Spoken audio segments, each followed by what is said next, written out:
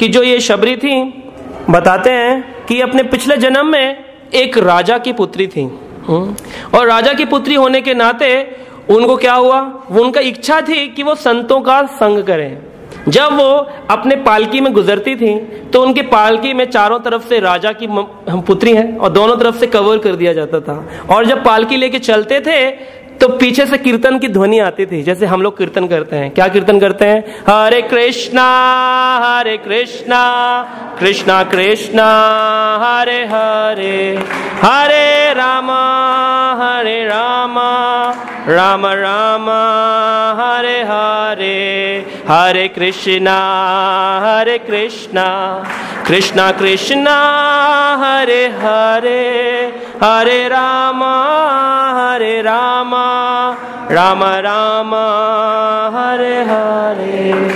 तो इस प्रकार से जब कीर्तन सुनता है कोई व्यक्ति तो उसकी आत्मा परमात्मा का संग प्राप्त करना चाहती है। तो वो भी चाहते थे कि मुझे तुरंत ही क्या मिल जाए, भगवान का संग मिल जाए। लेकिन अगर कोई छोटा सा एमएलए भी हो ना, कमिश्नर हो, जब रोड पे आता है, आपने देखा है, ब्लॉक कर देते हैं, दूर कर देते हैं, और कीर्तन मंडली को तो फेंक ही देते साइड में। हाँ साधु हट जा साइड। वो जानते नहीं है कि किसी साधु की पूर्व अभी अपने साधु बनने से पहले क्या योग्यता थी।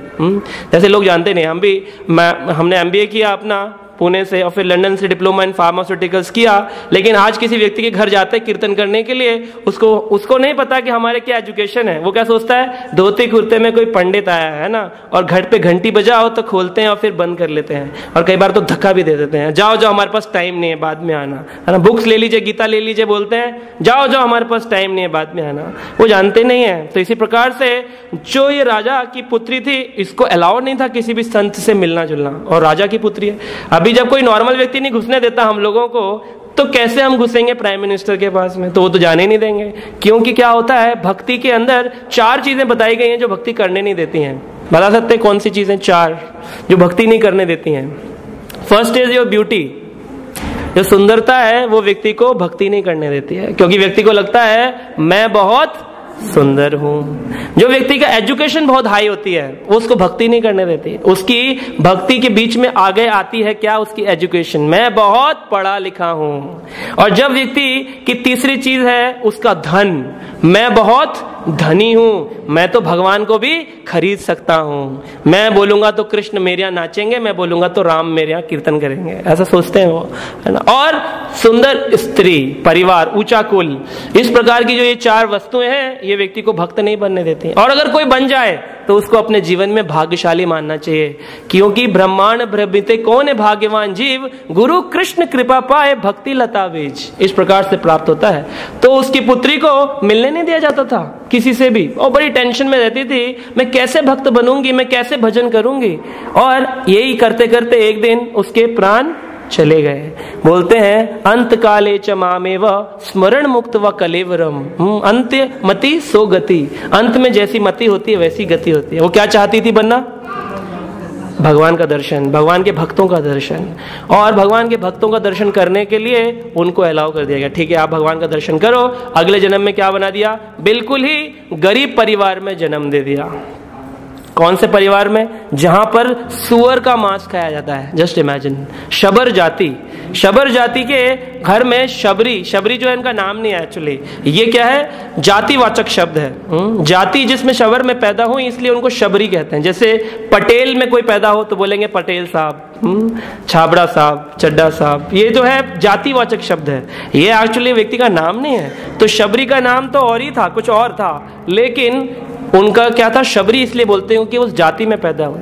तो एक दिन शबरी, क्योंकि अपने पूर्व जन्म के कारण भक्ति में उनका बहुत इंटरेस्ट था, इसलिए क्या हुआ, उन्होंने एक दिन देखा कि उनके पिताजी घर में शादी की तैयारी कर रहे हैं और घर में 100 से ज्यादा जानवर इकट्ठे कर रखे हैं और वेट कर रहे हैं कि कब शादी का सुबह मुहूर्त आए और हम क्या करें, इनका मांस अपने रिश्तेदारों को खिलाएं। होता है ना, नॉन वेजिटेरियन आइटम बनते हैं जो लोगों के घर में, वो लोग विवाह में तो बेस्ट आइटम, कहीं बकरा, कहीं गाय, कहीं सुअर, ऐसा खाते हैं वो लोग, है ना। तो और जो बेस्ट खिलाएगा उसको तारीफ, वाह वाह वाह क्या नॉनवेज खिलाया, क्या नॉनवेज खिलाया, ऐसे बोलते हैं। तो इस प्रकार से शबरी के पूर्व जन्म के कारण उसको तो भक्ति प्राप्त थी। उसने देखा कि मेरे एक संतुष्टि के कारण, विवाह के कारण 100 जो है जानवरों का वध हो जाएगा, ये तो बहुत गलत है। तो उसने रात को ही क्या किया, सारे जानवरों को रिहा कर दिया, भागो भागो, भाग गए सारे जानवर, और खुद भी भाग गए घर से, क्योंकि अगर पकड़ा गया तो फिर मेरी शादी जबरदस्ती कराएंगे, जानवरों को भी मारेंगे। और भाग गई।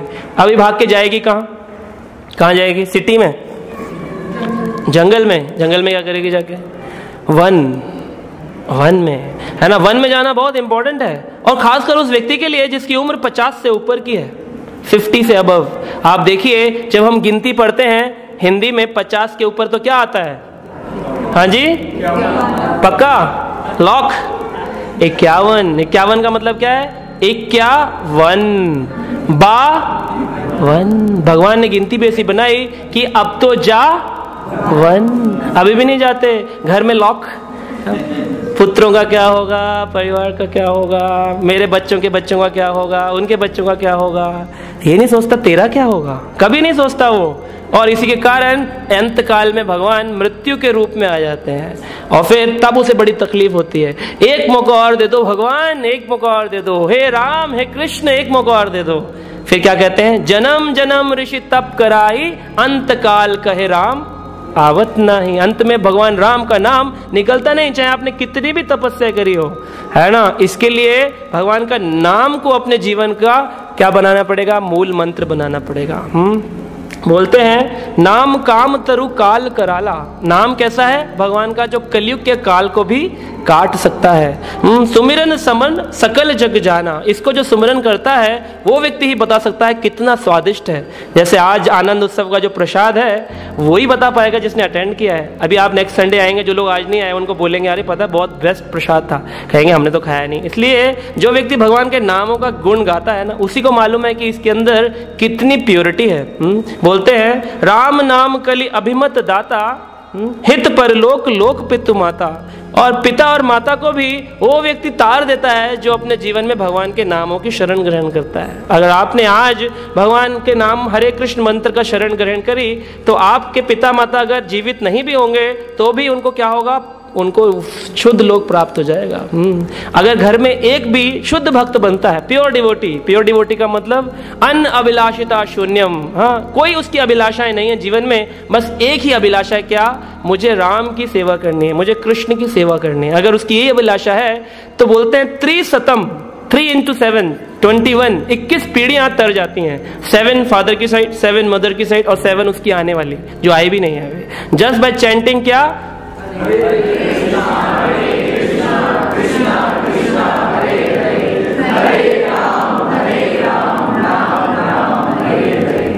बहुत पावरफुल है भगवान का नाम, बहुत ही पावरफुल। हाँ, तो इसी प्रकार से जो शबरी थी ये पहुंच गई वन में, क्योंकि भक्त जो होता है वो बहुत समझदार है। वो जानता है कि सिटी में रहकर भक्ति करना बहुत मुश्किल है, इतना स्ट्रेस है। इसलिए प्रभुपाद जी ने इस्कॉन सेंटर बनाए कि अगर आप वन में नहीं जा सकते, वृंदावन भी नहीं जा सकते, तो एटलीस्ट कम से कम इस्कॉन केंद्र में हफ्ते में एक दिन जरूर आए। क्योंकि यहाँ पर क्या होता है कि वृंदावन का एटमॉस्फेयर मिलता है। वृंदावन में क्या होता है? वृंदावन का मतलब ये थोड़ी है कि वहाँ पर लस्सी होगी, पूड़ी होगी, हाँ, शॉपिंग होगी, फोटोग्राफी होगी, व्हाट्सएप पे फोटो होगा, वीडियो होगा, ये थोड़ी है। वहाँ पर क्या है? साधु संग सर्व शास्त्र कहे, लव मात्र साधु संग सर्व सिद्धि होए। वहाँ पर साधु का संग मिलेगा, भगवान की कथा मिलेगी, और तभी हमारे जीवन से अहंकार जो है समाप्त हो जाएगा, काम क्रोध लोभ समाप्त हो जाएगा। इसको समाप्त करने के लिए कथा सुननी पड़ेगी, धाम की धूली अपने सिर पे लगानी पड़ेगी। तो इसलिए धाम जाना चाहिए। अगर हम नहीं जा सकते तो एटलीस्ट यहाँ पर तो रेगुलरली आना चाहिए। कितने लोग हैं जो आप लोग रेगुलरली आते हैं? बहुत कम है। बाकी सारे लोग क्यों नहीं आते? क्या काम है आपको important? More than this, what is more important than this? क्या जरूरी है जीवन में? और कुछ जरूरी नहीं है। जो व्यक्ति समझदार है वो जानता है कि भगवान की कथा से ज्यादा जरूरी कुछ नहीं है। वासुदेवम कथा रुचि, वासुदेव की कथाओं में किसी की अगर रुचि नहीं है, समझिए उसने क्या किया? जीवित जिसने अपने ऊपर पेट्रोल डाला और जल गया, ऐसा श्यामचरितमानस बोलती है। उसको व्यक्ति का जलने के समान है, आत्महत्या करने के समान है, जिसने शास्त्रों की शरण को क्या किया? रिजेक्ट कर दिया और किसी चीज को प्रायोरिटी दे दी। क्योंकि अंत में क्या चीज आपकी सपोर्ट करने वाली है? परिवार, भगवान का नाम। तो इसी प्रकार से वो बड़ी समझदार थी शबरी, और वो वन गई, और वन जाकर क्या किया उन्होंने? एक संतों की कुटिया थी जिनका नाम था मतंग ऋषि। क्या नाम था? हाँ, मतंग क्यों नाम था उनका? क्योंकि उनकी मति भगवान के अंगों के अंदर ही रहती थी, इसलिए उनका नाम था मतंग। मतंग ऋषि के आश्रम में पहुंची और वहां जाकर बिना बताए क्या करने लगी, सेवा करने लगी और झाड़ू लगाती थी। जो प्रसाद रात को गिरा रहता था वो झाड़ू लगा के उठाती थी उनको, और जितने भी साधु थे उनके कपड़ों को वॉश करके सुखा देती थी। सुबह जब 4 बजे मंगला आरती के लिए भक्त उठते तो देखते, अरे किसने हमारे कपड़े धो दिए, किसने ये आंगन को साफ कर दिया, और अमेजिंग, इतनी सुंदर सफाई, इतने सुंदर कपड़े किसने धो दिए। तो मतंग ऋषि को शिकायत करते, पता नहीं कौन एक साधु है जो कि हमसे पहले 2:30 बजे उठ जाता है और सेवा करता है।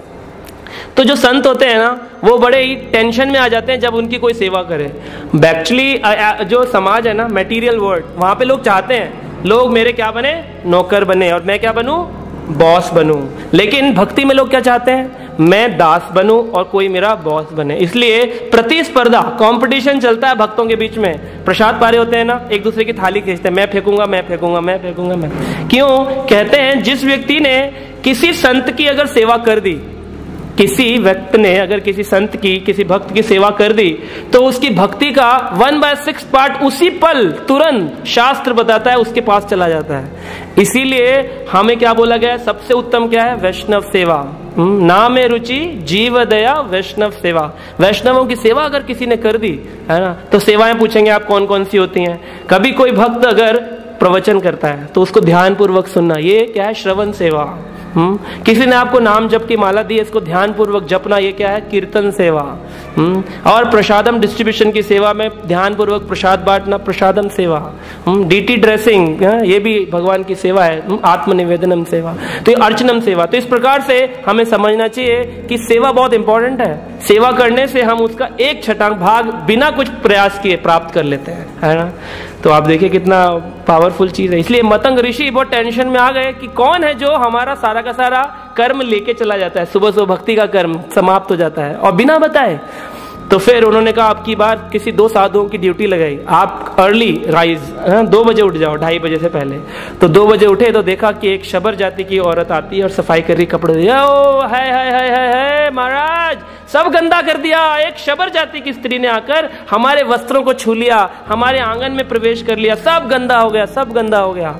तो मतंग ऋषि बोले अच्छा, लेकिन उसके भाव से तो नहीं लगता कि वो शबर जाती थी, क्योंकि अगर वो सुअर खाती होती तो उसकी भावना ऐसी नहीं होती। क्योंकि जैसा खाएंगे अन्न वैसा बनेगा मन, जैसा करेंगे संग वैसा बनेगा ढंग। अगर वो इस प्रकार का ढंग कर रही है तो उसने कोई गलत व्यक्ति नहीं है, तो मुझे जाना पड़ेगा। तो नेक्स्ट डे मतंग ऋषि जाते हैं और सुनते हैं वो क्या कर रही है, आंगन में झाड़ू दे रही है और साथ में क्या गा रही है, रघुपति राघव राजा राम पतित पावन सीताराम।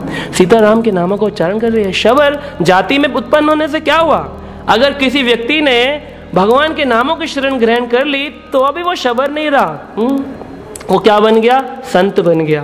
किवा विप्र किवा न्यासी शूद्र किवा नए ए वेता तत्व वेता, सही गुरु है। वो व्यक्ति गुरु या संत बन सकता है जिसने तत्व से कृष्ण या राम को समझ लिया है।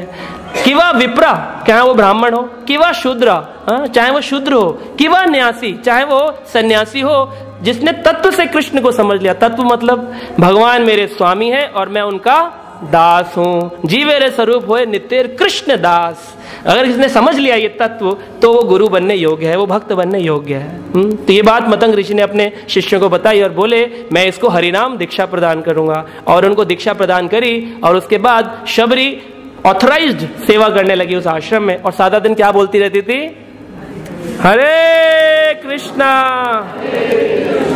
कृष्णा कृष्णा हरे हरे, हरे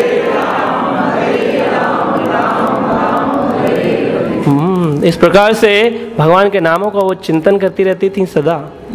तो एक दिन जब मतंग ऋषि अपने अंतिम समय में थे, अपने प्राण त्याग रहे थे, तो बहुत ही ज्यादा विलाप करने लगी। बोली कि अब क्या होगा मेरे जीवन में जो मेरे गुरु नहीं रहेंगे, है ना। भौतिक लोग रोते हैं क्योंकि हमको मम्मी की प्रॉपर्टी नहीं मिली, हमको चाचा जी जो है ना अमेरिका वाले, उनकी प्रॉपर्टी नहीं मिली, इसलिए रोते हैं, है ना। लेकिन वैष्णव जब रोते हैं तो क्यों रोते हैं, वैष्णव इसलिए रोते हैं कि हमको क्या नहीं मिलेगा, संग नहीं मिलेगा। साधु संग